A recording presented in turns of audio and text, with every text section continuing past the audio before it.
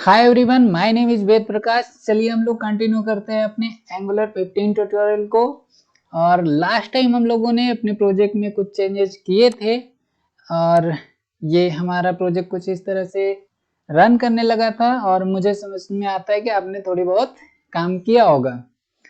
आज हम लोग बात करने वाले हैं इंटरपोलेशन पे। इंटरपोलेशन होता क्या है, इसके साथ हम कैसे काम कर सकते हैं, तो थोड़ा सा मैं वो समझाता हूँ, उसके बाद मैं आगे बढ़ूंगा।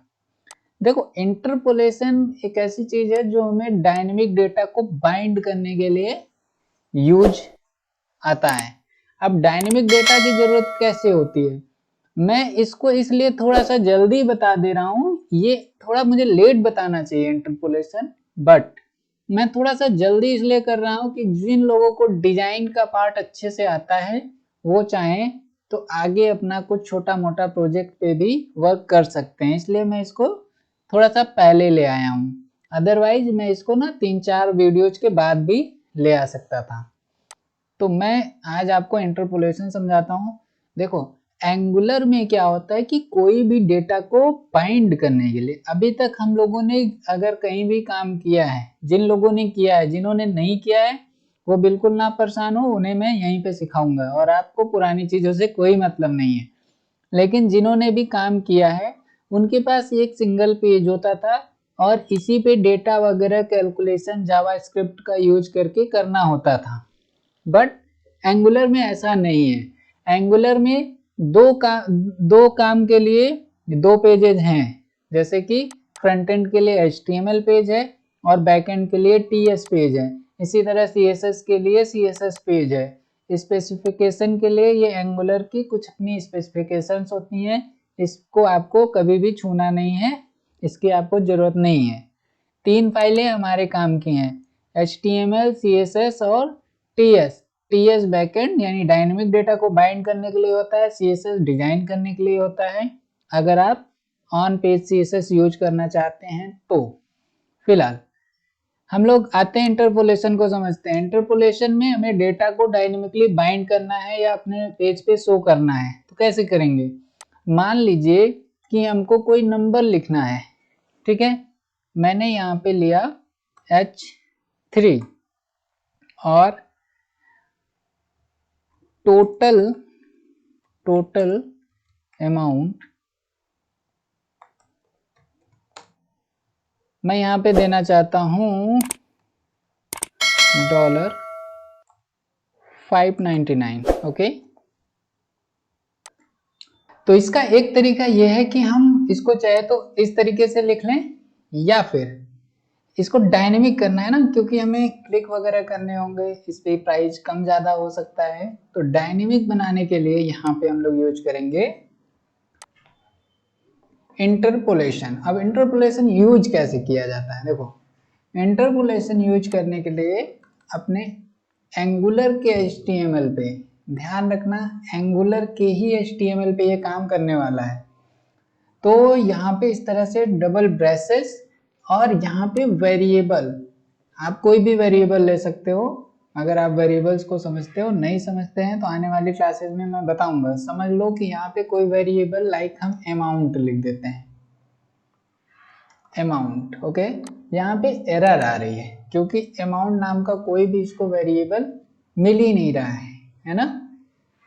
तो ये जो ब्रेसेस मैंने बनाया यही इंटरपोलेशन है, इसी से हम लोग आगे पाइप वगैरह भी यूज करेंगे, वो सब भी समझाऊंगा। अभी इंटरपोलेशन समझते हैं डायनेमिक डेटा को बाइंड करने के लिए, ठीक है। तो इस तरह से ब्रेसेस लेंगे और कोई भी एक वेरिएबल ले लेंगे। ये वेरिएबल डिफाइंड कहीं नहीं है, इसलिए अभी यहाँ पे एरर आपको शो हो रहा है और कंसोल पे भी एरर आ रहा है। तो इस चीज को बाइंड कहाँ से किया जाएगा, बैकएंड से। बैकएंड वाली फाइल कौन सी है, TS फाइल। तो ये हमारी TS फाइल हो गई। यहाँ पे आएंगे और जो वेरिएबल हमने उधर लिया था उसको यहाँ पे डिफाइन करेंगे, जैसे अमाउंट। अमाउंट क्या हो सकता है, किसी भी टाइप का है, और इस पे हमने कर दिया 400। तो जैसे ही मैंने इधर अमाउंट को डिक्लेयर किया एरर सारे चले गए, और अगर आप पेज पे आएंगे तो देखिए यहाँ पे 400 टाइप भी हो गया है। तो अब हम चाहें तो इसको यहाँ से हटा सकते हैं ये वाला, और हमारा अमाउंट यहाँ पे साथ में डिस्प्ले होने लगेगा $400। कहाँ से आ रहा है? बैकएंड से आ रहा है, हमारी डायनेमिक फाइल जो टीएस फाइल है यहाँ से आ रहा है। इस पे अगर हम कोई भी चेंजेस करते हैं, 4 को 6 कर दिए, तो अब हमारा अमाउंट आप देखो चेंज हो गया है। दैट मीन्स इंटरपोलेशन में हम अपने बैकएंड के डेटा को फ्रंट एंड पे कैसे प्रिंट करेंगे, उसका ये तरीका है कि आप डबल कोट्स के अंदर, डबल ब्रेसेस के अंदर अपने वेरिएबल को लिख दें और वहां से डेटा प्रिंट हो जाएगा। लाइक अगर मुझे सब टोटल भी लिखना है तो सब टोटल हम यहाँ पे बना सकते हैं एक वेरिएबल सब टोटल। ये वेरिएबल है, इसको आप किसी भी नाम से डिफाइन कर सकते हैं। सब टोटल इक्वल टू मान लीजिए कि 500। ओके, अब इस 500 को हमें यहाँ पे प्रिंट करना है, तो प्रिंट हम कहीं भी कर सकते हैं। जैसे कि मैं अब की बार एक H5 ले लेता हूँ। H5 के अंदर हमें इस तरह से डबल ब्रेसेस ओपन करने पड़ेंगे और अपने वेरिएबल को कॉल करना पड़ेगा। तो आप देखोगे कि यहाँ पे सब टोटल 500 प्रिंट हो रहा है ना। आप इसके आगे HTML के या टेक्स्ट भी लिख सकते हैं, सब टोटल, और यहाँ पे $500। तो कुछ इस तरीके से हमारा इंटरपोलेशन काम करता है। अभी भी ये फिक्स वैल्यू है, इसको चेंज भी कर सकते हैं बाय एनी क्लिक। ठीक है, तो अभी मैं हल्का सा आपको क्लिक इवेंट भी समझा दे रहा हूँ, जबकि आगे आने वाली चीज़ों में हम लोग क्लिक इवेंट वगैरह को भी और अच्छे से मैं आपको बताऊंगा। पूरा का पूरा हमारा एक लेक्चर होगा जिसमें हम क्लिक इवेंट वगैरह को समझेंगे। लेकिन अभी यहाँ पे मुझे कुछ चेंज करना है, क्लिक पे चेंज करना है, तो उसके लिए मैं आपको यहाँ पे एक बटन बना देता हूँ। जैसे ये बटन हम लोग लेते थे, ये बटन हो गया add amount +50। Okay, +50, that means 50 rupees एक बार क्लिक करने पे मुझे ऐड करना है। इस पे मैं क्लिक करूं तो इन दोनों में या किसी एक में 50 रुपीज इंक्रीमेंट हो जाए। कैसे करेंगे? ये छोटा सा एक लॉजिक है ना, ऐसा कुछ भी लॉजिक हो सकता है आपका। मैं आपको सिर्फ समझाना चाहता हूँ कि डेटा कैसे हम बाइंड करते हैं एंगुलर के अंदर।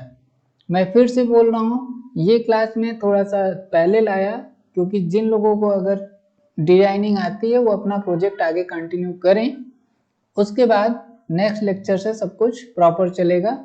और ये बेसिक चीज आपको मुझे समझानी थी कि व्हाट इज इंटरपोलेशन, डेटा कैसे एक दूसरे से ट्रांसफर होता है।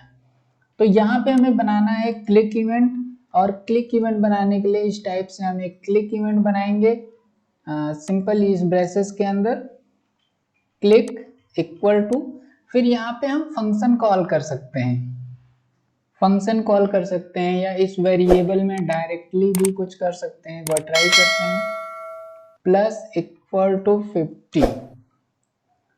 ओके, तो ये इस तरह से नहीं काम करेगा। आपको सिंपल यहाँ पे जैसे इक्वल टू मैं 50 कर दूं तो ये तो काम कर रहा है, लेकिन +50 नहीं वर्क कर रहा है।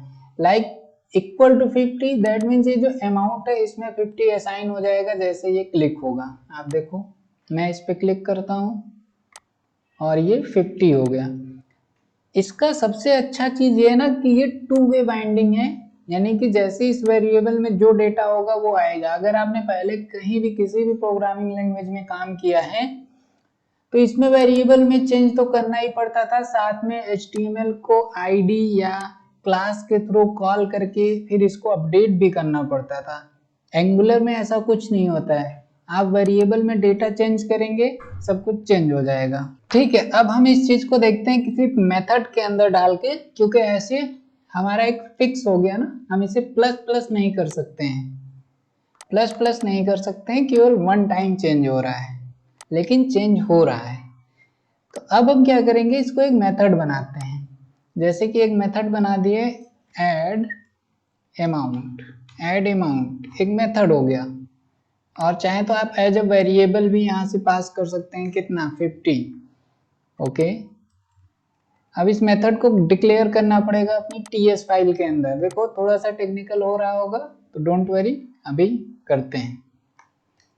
Amount empty any, okay, any small में एनी यहाँ पे डिफाइंड किया जा रहा है कि किसी भी टाइप का ये वेरिएबल हो सकता है। और अब एरर तो नहीं है, लेकिन हमें इस अमाउंट को अपडेट भी करना है। तो अमाउंट को अपडेट करने के लिए क्या करेंगे, this dot amount equal to नहीं बल्कि प्लस इक्वल टू कितना, जो यहाँ से अमाउंट आया। जिन्होंने अगर प्रोग्रामिंग की है उनको ये समझ में आ रहा होगा, और जिन्होंने नहीं भी की है वो बस ऐसे कर लो। आगे मैं आपको कोडिंग भी सिखाऊंगा कि काम कैसे होता है, ये सब फंक्शंस कैसे रन करते हैं। देखो 50 यानी 650, फिर से प्रेस किया तो 700, 750, 800, है ना। ये डेटा हमारा चेंज होने लगा है। तो ऑल ओवर एंगुलर में ये सबसे अच्छी चीज है कि केवल हमें वेरिएबल में डेटा चेंज करना है, बाकी जगह अपने आप चेंज हो जाएगा, है ना। दिस डॉट सब टोटल, और यहाँ पे भी plus equal to amount, okay. अब दोनों जगह चेंज हो जाएगा बहुत ही इजीली, जैसे जैसे करेंगे तो दोनों जगह डेटा चेंज हो रहा है। तो आई होप आपको इंटरपोलेशन समझ में आ गया होगा कि कैसे डेटा को एक दूसरे से बाइंड करना है। मुझे बस इतना ही समझाना था आज के डेट में, ये जो हमारा इंटरपोलेशन का तरीका है, केवल आपको ये समझाना था। इसके बाद हमारी जो आगे आने वाले लेक्चर्स हैं उसमें हम समझेंगे कि कंपोनेंट्स क्या होते हैं, मॉड्यूल्स क्या होते हैं, और इन पे वर्क करेंगे। क्योंकि जब तक आपको कंपोनेंट्स नहीं पता होंगे, मॉड्यूल्स नहीं पता होंगे, तो आप प्रोजेक्ट एक प्रॉपर नहीं बना पाएंगे। अभी आप सिंगल पेज एप्लीकेशन तो बना सकते हो, बट मल्टीपल पेजेज होते हैं ना किसी भी वेबसाइट में, उन सब में आपको दिक्कत आएगी। तो वो सारी चीज़ें मैं आपको बताने वाला हूँ नेक्स्ट लेक्चर से। सो आज के लिए बस इतना ही रखते हैं, मिलते हैं फ्रेंड्स नेक्स्ट ट्यूटोरियल में। Thanks for watching, keep learning guys, and do not forget to like, share and subscribe.